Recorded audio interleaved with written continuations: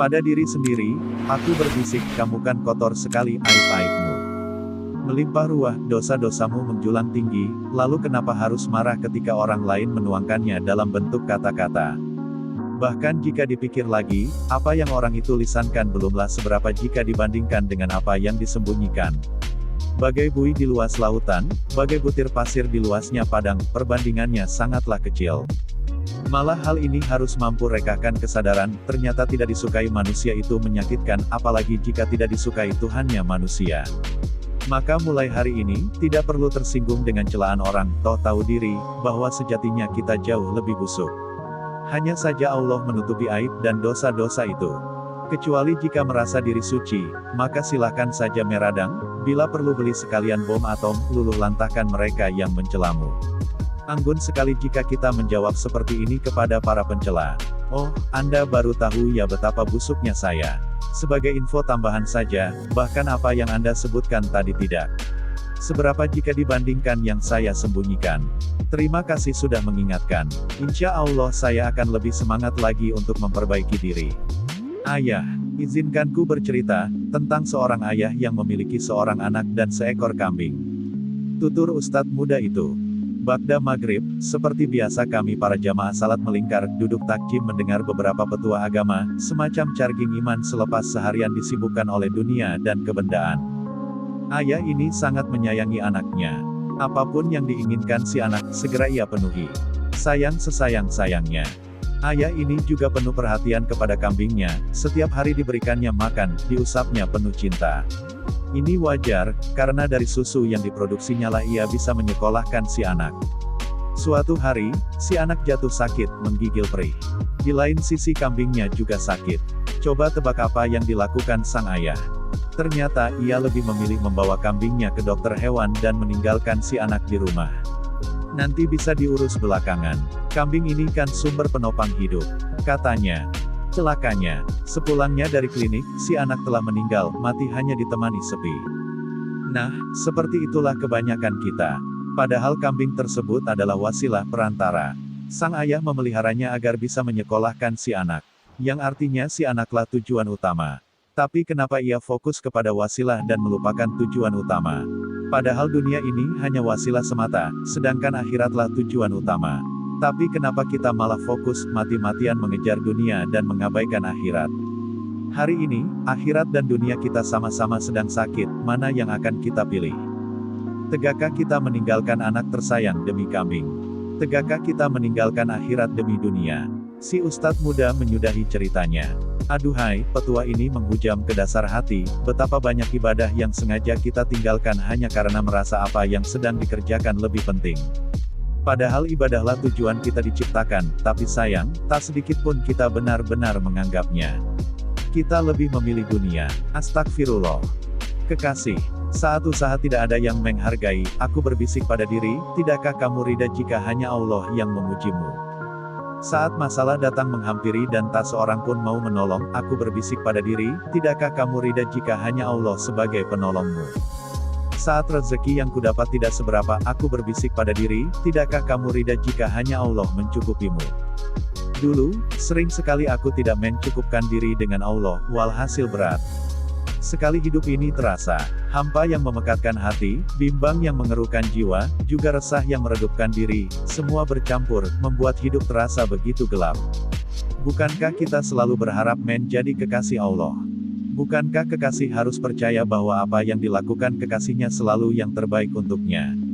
Bahwa kekasihnya itu tak pernah sedikit pun berniat untuk mengecewakannya, apalagi menyakitinya. Seharusnya seperti itulah kita mempercayai Allah, bahwa jika kita baik, apapun masalah yang Allah beri bukan dalam rangka melukai kita, tapi adalah bentuk mencintai. Terhentak, aku pun mulai sadar, sejatinya tidak ada beda antara kemudahan dan kesulitan hidup, dua-duanya adalah bentuk cinta Allah. Jika begitu, mari rayakan sepenuh hati. Sunnah. Seketika tersentak, apa benar meninggalkan ibadah sunnah itu tidak apa-apa? Tidak ada hukumannya sama sekali.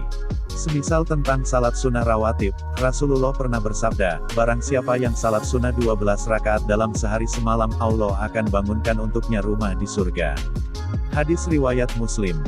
Jika dipikir-pikir, Berarti jika aku meninggalkan salat sunnah qobliyah atau ba'diyah, sama saja aku terhalang dari memiliki rumah di surga. Astagfirullah, bukankah ini rugi sekali? Dalam sebuah hadits qudsi Allah berfirman, "Wahai anak Adam, janganlah engkau tinggalkan 4 rakaat salat di awal siang, di waktu duha, maka itu akan mencukupimu di akhir siang." Hadis riwayat Ahmad. Maka jika aku sengaja meninggalkan salat duha, sama saja aku terhalang dari kecukupan hidup.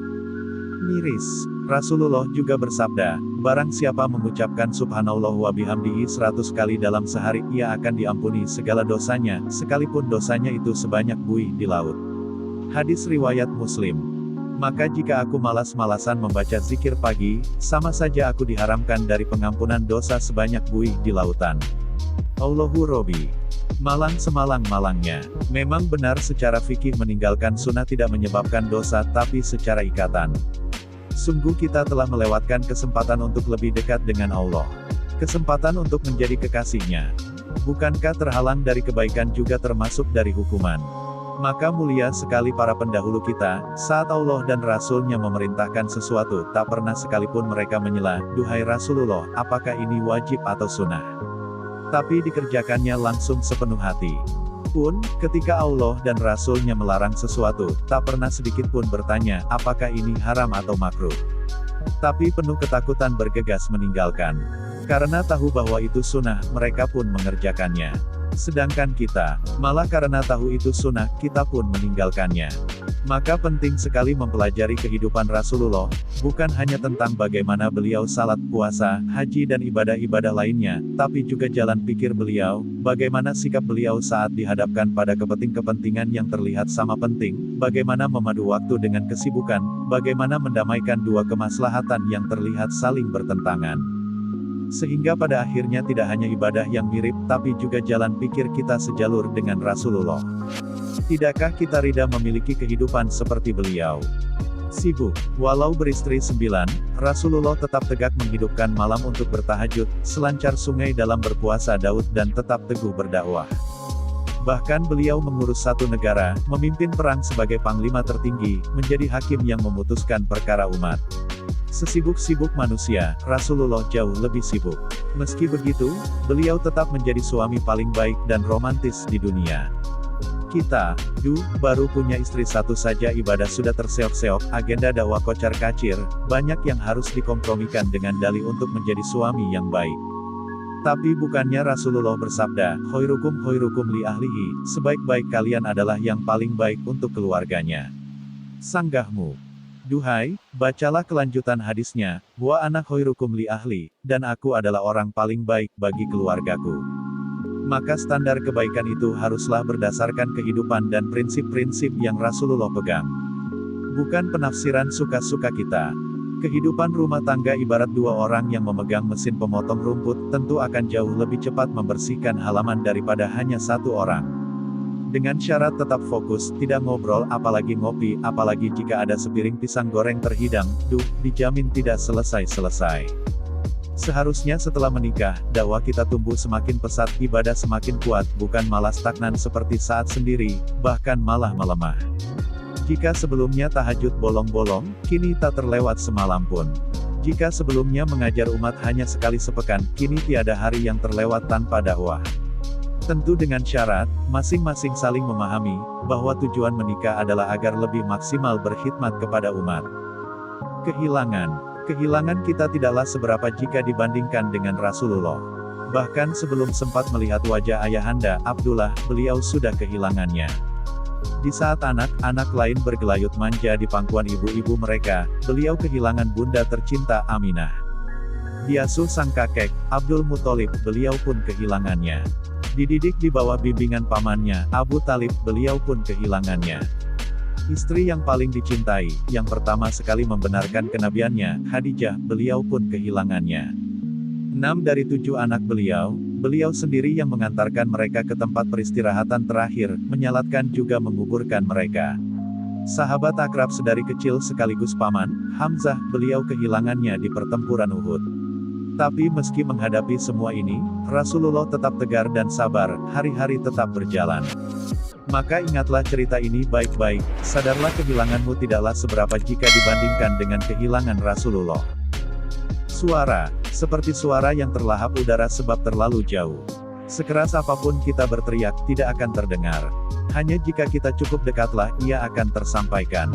Orang-orang di sekitar kita pun sama, sekeras apapun ceramah para ustadz dan mubalik, sederas apapun ajakan hijrah di media sosial, pesan-pesan itu tidak tersampaikan sebab hubungan yang terlalu jauh.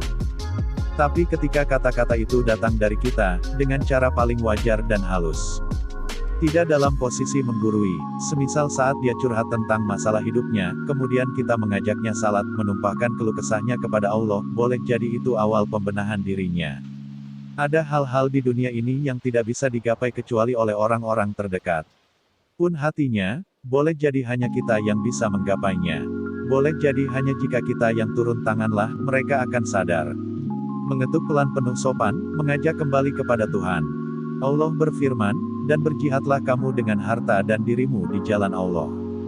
Qs. At-Taubah, 41. Bukankah kedekatan kita dengannya juga termasuk bagian dari, dan dirimu? Semoga kitalah yang Rasulullah maksudkan dalam sabdanya. Sesungguhnya di antara manusia ada yang menjadi kunci kebaikan dan penutup pintu kejelekan, namun ada juga yang menjadi kunci kejelekan dan penutup pintu kebaikan. Maka beruntunglah bagi orang-orang yang Allah jadikan sebagai kunci kebaikan melalui kedua tangannya. Dan celakalah bagi orang-orang yang Allah jadikan sebagai kunci kejelekan melalui kedua tangannya. Hr. Ibnu Majah. Jika bisa masuk surga bersama-sama, kenapa kita memilih sendirian? Ahad.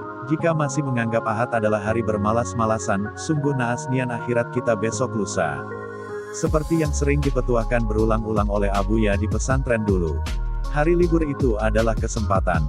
Jika pada 6 hari sebelumnya kita sibuk berkegiatan, walhasil tilawah kurang, duha bolong, tidak sempat ikut kajian, maka hari libur adalah kesempatan untuk menghabiskan target tilawah, mendelapankan rakaat duha, mengajak sekeluarga menyimak kajian. Salah satu yang sering terngiang di hati bahwasanya mau hari libur atau hari kerja kita tetap seorang hamba Allah. Hari Ahad tidak lantas menjadikan kewajiban menghamba kita menghilang, bahkan berkurang sedikit pun. Tidak sama sekali. Jika demikian, maka bisikan istirahat sejenak, godaan untuk berleha-leha datangnya dari setan yang culas nan terkutuk. Ambillah air wudhu, hamparkan sajadah, lalu mulailah hanyut dalam ketenangan di pagi Ahad. Jika pelesiran membuat hatimu bahagia, maka salat duha akan membuatmu jauh lebih bahagia dan berpahala. Jika menonton televisi seharian membuat penatmu terlepas, maka ikut kajian. Jauh lebih membuat penatmu terlepas dan juga berpahala. Jika ngobrol dengan sang kekasih membuat hatimu bergetar hebat, sungguh mengobrol dengan Allah melalui tilawah kalamnya jauh lebih menggetarkan hati, juga untukmu pahala. Jika pada mereka yang fokus duniawi saja Allah beri kelezatan, apalagi kepadamu yang fokus membangun hubungan dengannya, tentulah Allah akan beri lebih, bahagia lebih, berkah lebih dan hidup lebih.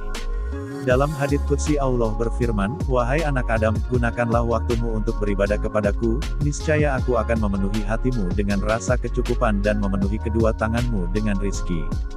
Wahai anak Adam, janganlah engkau menjauh dariku, karena apabila engkau melakukannya, niscaya aku akan menjadikan hatimu penuh dengan kefakiran dan menjadikan kedua tanganmu penuh dengan kesibukan." Hr. Hakim. Masya Allah, jika kita melakukan ini semua, di penghujung hari nanti, tertunduklah penuh syahdu sembari berbisik, "Ya Rab yaumi haza lakakuluhu, duhai Rab, setiap senti hariku ini untukmu semuanya." Pintu belakang. Jika pintu depan telah dipadati oleh manusia, berdesak-desakan ingin masuk, kenapa kita tidak lewat pintu belakang saja? Jika suatu tujuan jalan yang normalnya harus ditempuh seharian tapi lewat jalan pintas bisa ditempuh setengah hari, kenapa memilih yang seharian? Pintu belakang sekaligus jalan pintas itu bernama tahajud. Rasulullah bersabda, "Sesungguhnya di malam hari terdapat waktu tertentu, yang bila seorang muslim memohon kepada Allah dari kebaikan dunia dan akhirat pada waktu itu, maka Allah pasti akan memberikan kepadanya, dan hal tersebut ada di setiap malam." Hr. Muslim. Aduhai, bayangkan Tuhan semesta alam memberimu kesempatan untuk meminta apapun yang kamu mau. Hebatnya lagi, itu pasti dikabulkan. Tak sampai di sini, keajaiban ini terjadi setiap malam. Kenapa masih malas-malasan? Malam ini, bangunlah. Ada mimpi yang menunggu untuk diteguhkan. Ada cinta yang menunggu untuk dihalalkan. Ada ibu dan bapak yang menunggu untuk kamu banggakan. Sungguh, Allah tidak akan mengabaikan usaha yang maksimal. Jika bukan Allah, lantas siapa lagi yang bisa kamu andalkan? Melesatlah wahai doa-doa terbaik. Masa lalu. Sampai saat ini, ada beberapa kenangan dari masa lalu yang begitu menghantui. Merusak mood, membuat hari begitu menyebalkan. Anehnya, kenangan ini hanya muncul ketika di dua tempat. Pertama ketika husuk-husuknya salat, dan kedua ketika serius-seriusnya menghafal atau memurojaah Al-Quran. Mulai dari momen memalukan, kisah cinta yang tidak bersambung, kegagalan rencana tunggang langgang dari tanggung jawab dan hal-hal dari masa lalu yang cukup membuat tangan mengepal lantas meninju bantal. Sampai saat ini saya pribadi masih kelabakan mengatasinya. Awalnya, saya kira masa lalu yang buruk itu harus dibuang. Tidak boleh diingat sama sekali. Parahnya, ada saja yang memicu munculnya ingatan tersebut. Yang lebih parah lagi, semakin berusaha untuk menghapusnya, semakin kuat ia menancapkan diri. Menyesakkan. Tiba-tiba saya dihinggapi oleh perspektif baru dalam memandang masa lalu. Jika dipikir-pikir ternyata masa lalu itu adalah bagian dari kita. Ia menyatu, mengakar bahkan mendarah daging. Membuangnya sama saja dengan membuang setengah dari diri sendiri. Jika mengiris tangan saja begitu menyakitkan, apalagi memotongnya, aduhai tentulah membunuh. Jika kamu di posisi yang sama dengan saya, sepertinya kita harus mulai belajar menerima diri sendiri seutuhnya, baik diri kita yang sekarang maupun yang di masa lalu. Mulai belajar memeluk erat masa lalu seperti memeluk bagian tubuh yang terluka. Masa lalu haruslah dikenang, bukan sebagai sebuah penyesalan tapi pelajaran agar di masa sekarang kita menjadi pribadi yang lebih baik lagi. Jika masa lalu membuat perubahan kita terbengkalai, merusak rencana-rencana baik yang akan dilakukan, bahkan membuat kita kehilangan kepercayaan diri, pahamilah pengulangan ingatan itu dari setan. Tapi jika sebaliknya, membuat kita merasa berdosa, kemudian segera kembali kepada Allah, berniat tidak mengulanginya, sungguh itulah sebaik-baik pengulangan masa lalu. Menzalimi. Orang-orang yang menzalimi kita hari ini, menipu, menjanjikan sesuatu yang nyatanya tidak sesuai, mengambil uang dengan cara yang batil, mungkin kita tidak bisa menggamparnya karena lemah, tapi tenang saja, besok lusa biarlah Allah gampar dia dengan sepedih-pedihnya azab. Bahkan sesenti luka, setitik ketidakadilan, sungguh Allah Maha Adil tidak akan luput pada sidang akbar di akhirat nanti. Mereka mungkin merasa aman sekarang, tapi lihat saja, saat sidang akbar kita dan seluruh orang dari penjuru negeri akan datang menuntut mereka untuk setiap janji yang mereka hianati, untuk setiap orang yang mati kelaparan, untuk setiap penjahat yang bebas berkeliaran, untuk setiap rupiah rakyat yang mereka gelapkan. Jika hukum dunia tidak mampu menghakiminya, biarlah neraka meluluh lantahkan setiap jengkal tubuhnya. Saat menulis ini berkobar-kobar emosi dalam diri, kemudian sadar, bagaimana jika aku yang di posisi menzalimi. Tiba-tiba saja di pengadilan akbar kelak ribuan orang datang menghampiri, duhai Rab, orang ini pernah mengkhianatiku kami. Maka sebagaimana aku marah kepada mereka aku pun harus marah pada diri sendiri. Menyelesaikan cerita-cerita yang belum selesai. Memiliki. Hanya karena seseorang memiliki lebih daripada apa yang kita miliki, bukan berarti Allah tidak sayang kepada kita. Hanya saja masing-masing diuji, sebagian kita diuji lewat dirinya sendiri, sebagian lain diuji lewat orang lain. Seperti anak sekolahan yang dapat soal ujian, ada yang lewat kertas, ada juga yang lewat komputer. Soalnya sama, hanya medianya yang beda. Intinya pun sama yaitu bisa lulus. Soal ujian hidup kita selalu sama dan sangat sederhana. Apakah kita taat kepada Allah atau tidak? Hanya saja medianya beda-beda, ada yang diuji lewat kesempitan hidup, ada juga yang diuji lewat kelapangan hidup. Apapun itu, intinya sama yaitu bisa lulus, bisa masuk surganya Allah. Mereka yang bekerja untuk akhirat, sedikit sekali engkau melihat mereka merisaukan dunia. Tapi mereka yang bekerja untuk dunia, engkau melihat mereka setiap hari pusing tujuh keliling merisaukannya. Tersebab dunia itu sangat sempit, bahkan lebih sempit dari sehelai sayap nyamuk, maka yang sibuk dengannya, Allah jadikan hatinya sempit. Tapi akhiratnya, Allah sangatlah luas, lebih luas dari langit dan bumi, maka yang sibuk dengannya, Allah jadikan hatinya luas. Bingung. Ketika kamu bingung mau melakukan apa, semisal akhir pekan yang kosong, kenapa tidak jalan-jalan ke masjid saja, kemudian ambil wudhu lantas salat duha. Bayangkan pemandangan ini. Kamu sujud penuh khusyuk, disinai mentari pagi, ditemani sunyinya masjid. Masya Allah, tenang setenang-tenangnya. Traveling bersama teman-temanmu memang terlihat seru, tapi belum tentu setenang saat kamu salat duha.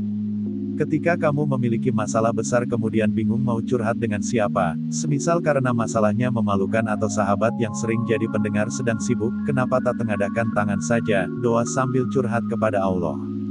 Curhatmu kepada teman tidak menghasilkan pahala dan belum tentu dapat jalan keluar. Tapi curhatmu kepada Allah sudah tentu berpahala dan dapat jalan keluar. Ketika kamu bingung mau membaca apa, semisal novel-novel di rumah sudah habis, buka sosmed isinya itu-itu saja, kenapa tak ambil wudhu saja lantas tilawah Al-Quran? Jika menurutmu membaca Al-Quran itu tidak seru, mungkin karena kamu hanya sekadar membaca tanpa mentadaburinya. Ambillah Al-Quran terjemah lantas pikirkan dalam-dalam, 10 menit kemudian kamu akan tenggelam dalam keterpesonaan. Atau jika kamu benar-benar bingung dicampur malas gerak inginnya santai-santai saja, berbaring seharian di atas kasur, kenapa tak zikir saja? Atau mendengar murotal, atau menyetel kajian-kajian ustaz. Hanya karena kita tidak bisa mengerjakan semua jenis ibadah, bukan berarti kita harus meninggalkan semuanya. Kunci hidup itu ada dua, apa yang Allah sukai maka kerjakanlah dan apa yang Allah murkai maka tinggalkanlah. Sesederhana itu. Mungkin. Hati mana yang tidak bergetar memiliki anak yang walaupun sibuk kuliah di tanah rantau sana, ia menyempatkan diri setiap pagi menelpon untuk berbagi kabar. Meminta izin berangkat ke kampus, meminta doa agar ilmu yang didapatkannya hari ini berkah dan bermanfaat. Baik bapak maupun ibu pasti akan sangat terharu, dan bertambah cinta kepada si anak. Lantas, bagaimana dengan seseorang yang meskipun setiap inci waktunya dijejali kesibukan tapi tetap menyempatkan diri untuk menghubungi Allah, merukuk sujudkan sendi tatkala duha? Tentulah Allah akan sangat mencintai orang ini. Sungguh, jika Allah telah mencintaimu, apapun yang kamu minta pasti akan dikabulkan. Seberat apapun ujian hidupmu pasti Allah tolong. Sebesar apapun cita-citamu pasti Allah bentangkan jalan-jalan kemudahan. Allah Ta'ala berfirman, "Wahai anak Adam," tutur Rasulullah dalam sebuah hadits qudsi, "janganlah engkau tinggalkan salat 4 rakaat di awal siang, di waktu duha, maka itu akan mencukupimu di akhir siang." H.R. Ahmad. Bayangkan, jika seorang raja berkata, "Hari ini, apapun yang kamu minta akan aku cukupi." Tentulah kita akan mempercayainya, karena seluruh negeri di bawah kendalinya. Lantas bagaimana jika Allah yang berjanji seperti itu? Adakah ketidakmungkinan di hadapan kemahasegalaan? Adakah kesukaran di hadapan kemahamudahan? @tb memberikan komentar tentang hadits keutamaan salat duha tersebut, yaitu engkau akan diberi kecukupan dalam kesibukan dan urusanmu, serta akan dihilangkan dari hal-hal yang tidak disukai setelah engkau salat hingga akhir siang. Yang dimaksud, selesaikanlah urusanmu dengan beribadah pada Allah di awal siang, di waktu duha, maka Allah akan mudahkan urusanmu di akhir siang. Tuhfatul Ahwadzi. Pada rakaat-rakaat khusyuk duha, sungguh, Allah titipkan kejayaan dan kebahagiaan hidupmu. Takwa. Sangat keliru, jika menganggap diri sudah bersabar tersebab membaca beberapa bab buku tentang sabar, atau menghafal 2-3 ayat dan hadits tentang sabar atau sedang hadir di kajian dengan materi sabar. Hanya saat musibah menerpalah baru kita tahu apakah diri bersabar atau tidak. Seperti kekeliruan kita selama ini, menganggap diri bertakwa hanya karena sudah menyelesaikan beberapa buku, hafal 2-3 ayat dan hadits, sering mendengar video-video ceramah. Hanya saat kita mengamalkan semua itulah baru kita tahu diri ini bertakwa atau tidak. Salah satu penyakit paling berbahaya adalah merasa tenang hanya dengan mengetahui. Merasa sudah mengamalkan karena hafal beberapa ilmu. Dihafalnya hadits-hadits tentang puasa sunat Senin Kamis, khilaf di seputar masalah itu, tapi hanya sebatas di kepala tidak pernah diamalkan. Jika ukuran takwa adalah banyaknya hafalan hadits dan ayat maka HP-mu jauh lebih bertakwa. Maka setan jauh lebih bertakwa. Maka Google jauh lebih bertakwa. Tapi takwa itu adalah ilmu dan amal. Seperti yang dikatakan Muaz bin Jabal, pelajarilah apapun yang ingin kamu pelajari tapi sungguh Allah tidak akan memberimu pahala sampai kamu mengerjakan apa yang kamu pelajari. Maka belajarlah lalu amalkan. Lezat, duhalah, nak. Setiap kali menelpon, Bunda pasti menyisipkan nasihat baik ini, atau pada beberapa pagi diluangkan waktunya di sela kesibukan mengajar untuk mengirim pesan mengingatkan. Dulu, ketika SD masih teringat jelas Bunda senantiasa berkunjung ke rumah belakang sekolah, milik penjaga. Menyempatkan diri bermunajat 2 rakaat duha. Pun jika libur, Bunda tak pernah meninggalkannya. Bahkan, Jika ada pelisiran, Bunda duha terlebih dahulu baru pergi. Kenapa Bunda tak bosan-bosan mengingatkan untuk salat duha? Jawabannya mungkin sama seperti seseorang yang baru saja pulang dari rumah makan yang hidangannya begitu lezat, kemudian sesampainya di rumah, diajaknya semua keluarga untuk berkunjung ke sana mencicipi. Bahkan jika kumpul-kumpul bersama teman, dari pertama sampai akhir itu saja yang jadi topik bahasannya. Bunda pun begitu, mungkin merasakan kelezatan tiada taraf pada rakaat-rakaat duha, kelezatan yang aduhai seandainya semua orang merasakannya. Bukankah tingkatan kelezatan itu ada dua? Pertama kelezatan yang biasa saja. Kedua, kelezatan yang luar biasa, yang sampai-sampai kita menginginkan orang lain untuk juga ikut merasakannya. Ketika merenungkan hal ini, saya melihat ke diri sendiri sembari berkata, mungkin inilah jawaban dari kenapa semangat dakwah dan ibadahmu semakin hari semakin menipis. Bahwasanya kamu tidak merasa lezat dalam beribadah, atau merasa lezat tapi kelezatan itu hanya pada tingkatan pertama. Bagaimana kamu mengajak kepada sesuatu yang kamu sendiri pun tidak bergetar olehnya? Maksiat, alasan terbesar dari ketidaklezatan itu adalah karena kamu yang mulai membiasakan diri bermaksiat. Mengotori hati dengan penyakit-penyakit. Busuk, melukai tubuh dengan perbuatan-perbuatan tercela. Aduhai diri bergegaslah. Lenterai dirimu agar kemudian kamu bisa melenterai dunia. Lisan, pemuda itu, tidaklah keluar dari mulutnya kecuali 3 hal, zikrullah, tilawah Al-Quran dan kata yang sangat sedikit. Duduk di sampingnya laksana patung, anehnya begitu menenangkan.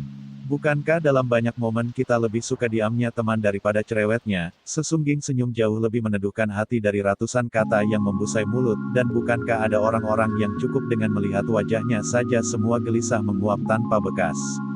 Masya Allah. Seperti yang ulama nasihatkan, jika manusia berbangga dengan banyaknya mereka bicara, maka kamu banggalah dengan banyaknya diammu. Terlebih bagi tholibul ilmi, harus senantiasa mentarbiyah lisannya. Menjaga dari candaan yang tidak bermanfaat, debat kusir yang mendongkolkan dan telponan atau chattingan dengan lawan jenis. Tidak layak. Sesiapa saja yang bisa menjaminkan untukku apa yang diantara dua bibirnya, yaitu lisan, maka aku menjaminkan surga untuknya. Inilah petuah Sang Nabi Agung untuk kita. Barang siapa yang banyak bicaranya, maka banyak pula terpelesetnya. Barang siapa yang banyak terpelesetnya, maka banyak pula salahnya. Barang siapa yang banyak salahnya, maka banyak pula dosanya. Barang siapa yang banyak dosanya maka sungguh neraka lebih pantas untuknya. Saya paham dan juga merasakannya, betapa ketika kita bertemu dengan orang-orang tertentu, semisal teman lama, tak sanggup lisan untuk menahan diri. Berjuta-juta kalimat dan cerita keluar bagai air bah. Jika dipikir-pikir, boleh jadi ini adalah ujian. Allah ingin melihat seberapa kuat kita menahan diri, tidak membongkar aib-aib buruk masa lalu, tidak memanggil teman-teman dengan nama yang sangat jelek, dan tidak menggibahi orang lain. Ketika kita begitu marah karena suatu masalah, kemudian bertemu dengan sahabat terbaik, pahamilah ini adalah ujian, agar tidak berkata berlebihan, mensawas dan memberi kecap terhadap cerita yang sebenarnya sangat sederhana. Maka letakkanlah, kata pepatah bijak itu, letakkanlah akalmu di belakang lisanmu, bukan lisanmu di belakang akalmu. Agar kemudian kamu dapat menimbang konsekuensi dari apa yang akan kamu ucapkan. Masya Allah, pemuda itu, tidaklah keluar dari mulutnya kecuali 3 hal, zikrullah, tilawah Al-Quran dan kata yang sangat sedikit. Sales.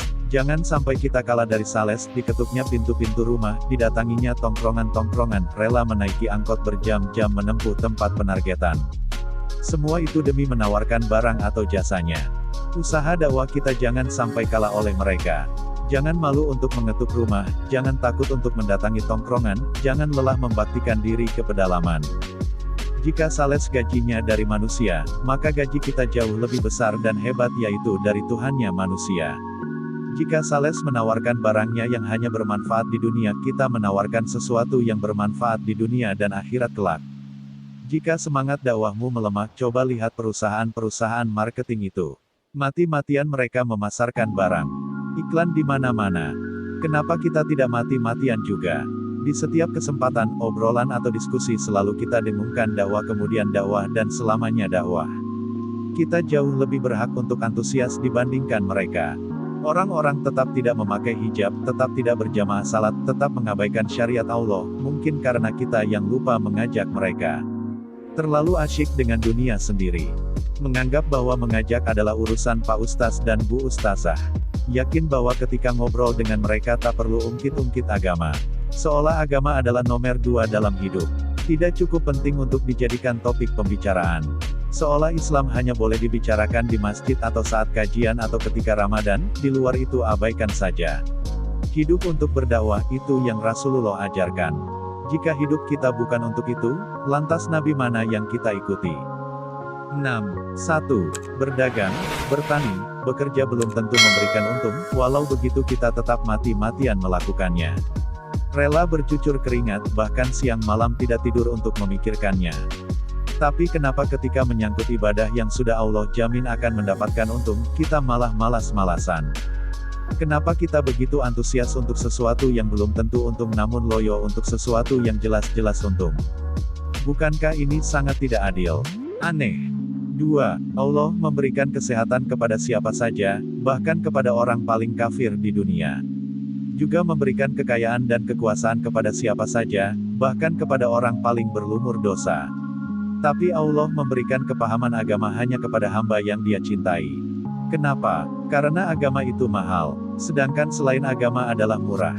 Hanya murid kesayangan yang diberi emas oleh Pak Guru, sedangkan murid biasa hanya mendapat kacang goreng. Seperti itulah perumpamaannya. Kenapa kita mati-matian demi sesuatu yang murah tapi membuang muka dari yang mahal? Ketiga, rumus untuk memahami agama ini selalu sama, bahwa siapa yang paling banyak berkorban, dialah yang akan paling banyak paham. Siapa yang sedikit berkorban, maka sedikit pula pahamnya. Dan siapa yang tidak berkorban maka tidak akan paham-paham.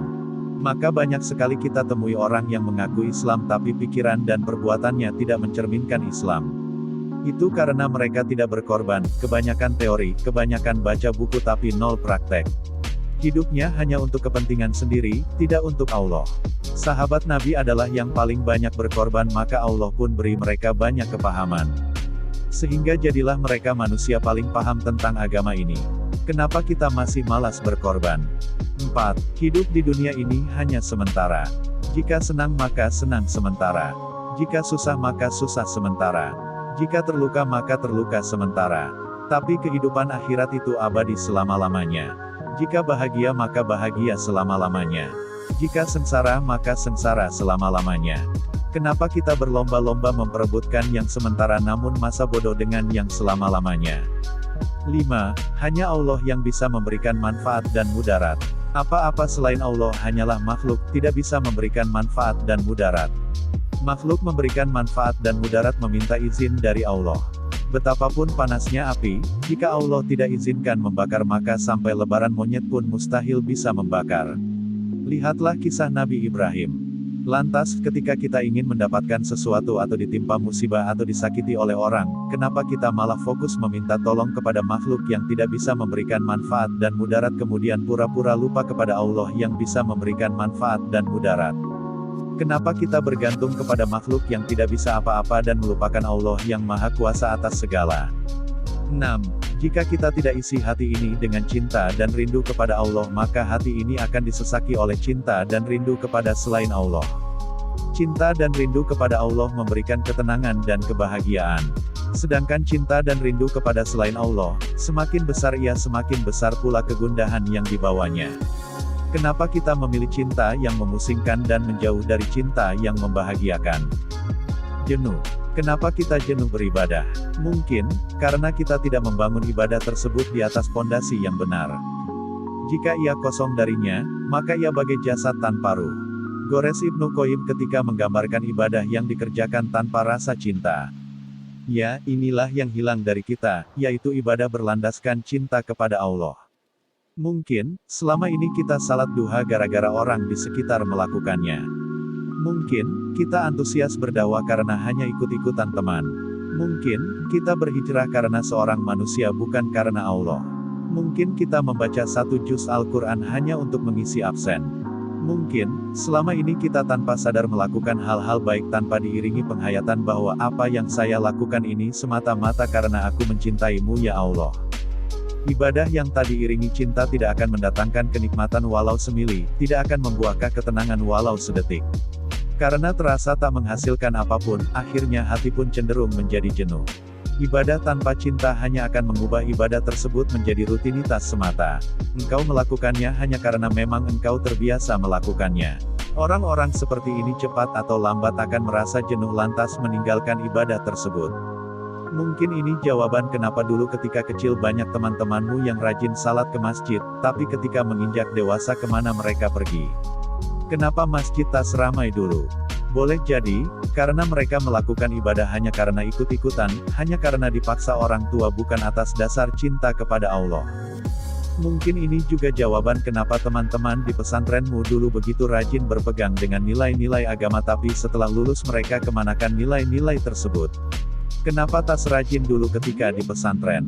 Boleh jadi, karena mereka melakukan hal tersebut hanya sebatas rutinitas semata bukan karena cinta kepada Allah. Kenapa kita jenuh beribadah? Karena kita tidak mengiringinya dengan cinta. Terima kasih sudah mendengar cerita buku sederhana ini dari channel IT Mele. Jika menurutmu cukup bermanfaat, jangan lupa bagikan ke teman-teman yang lain. Siapa tahu salah satu tulisan di buku ini mengetuk mereka, lantas mulai berbenah diri. Mudah-mudahan Allah memberkahimu. Amin.